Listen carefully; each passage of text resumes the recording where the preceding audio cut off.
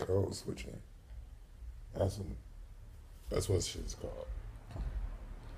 Yeah, that's crazy. You don't have a way to define certain things, and then you find a way to define it, and it's like kind of liberating because you can define it. That's what we've been. That's what we do. Is we in this universal space and the our and safe space concepts. I mean, see, we have our own academia. We have our own scholarship. We have our own way of terminology, of terminology,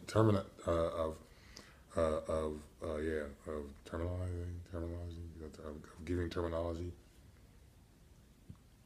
to our own, you know what I'm saying, specific condition and how we deal with racism and how racism is a part of our reality in a way that it's not a part of other realities. And we don't exclude the fact that racism is a part of other realities, other ethnicities' reality. But the problem is that we always want to share our struggle with somebody else. And everybody doesn't necessarily, and people are willing to share our struggle with us, or their struggle with us, but what they don't want to do is share their success with us. You know, getting out of the struggle. You know, they don't want to share that with us, and that's the problem that we've got to recognize is that our own particular struggle is what we need to focus on. Us as an individual people is what we need to focus on. And not to say that we can't work in coordinates with other people as we work on our own particular circumstances. You know, again, I'm not a single fucking issue activist. I think that all issues affect all people equitably, but you need to deal with the issue that deals with you. You know what I'm saying? The most first, because that is the pressure that's being applied to you, and it's what's distracting you from dealing with other issues is not dealing with the issue that confronts you the most. And the issue that confronts black people the most is white supremacy and the effects of white supremacy upon black people. Not necessarily the way in which white supremacy affects white people or the white power structure, but how it affects us as a people, us as a group. And we need to organize in a way that alleviates that negative effect upon us as a people. And there's a series of methods that we can utilize in order to alleviate, you know what I'm saying, a negative impact of white supremacy and the white supremacist social structure upon us as a people. And that is establishing autonomy. Autonomy is the means in order to, you know what I'm saying, alleviate the maladaptive or the destructive effects of white supremacy upon us. You know, establishing our own autonomous nationality, identity, you know, national and cultural and linguistic identity is the method of doing it. Establishing our own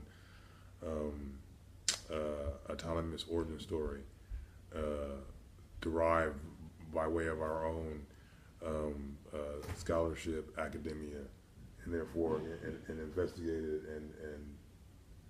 and vetted by our own science to determine the validity of our academia, our scholarship. So that's kind of like, you know, that's my goal. My goal is to see black folks establish some level of autonomy, national, cultural, and linguistic, in my lifetime, operating off of our own independent, autonomous origin story. That is, you know, devoid of oppressive or the oppressor's influence. You know, and that's the only way we're going to be able to do that. And then we're able to take where we're no longer codependent upon our oppressor. And as long as we're codependent upon our oppressor, we're going to find ourselves oppressed, regardless of the so-called attitudes towards us in relationship to our oppressors. We were brought to this country unlike every other immigrant that came to this country with the purpose of, or with the intention of, oppressing us. That was not the intention in relationship to other immigrants who came to this country, even though they might have faced oppression or bigotry or so forth.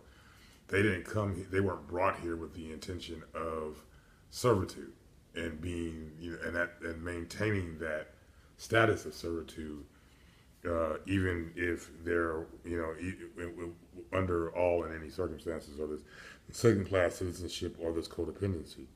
So we have to think about that in terms of the fact that we were brought here for the purpose of servitude. We were brought here with a mind state of, or yeah, let's put it just to say that we were brought here with a mind state of maintaining and fostering a codependent mind state, so to and continue to utilize us as a workforce, and now to discard us as second class citizens because we're no longer needed as a workforce. That was a short one, but yeah.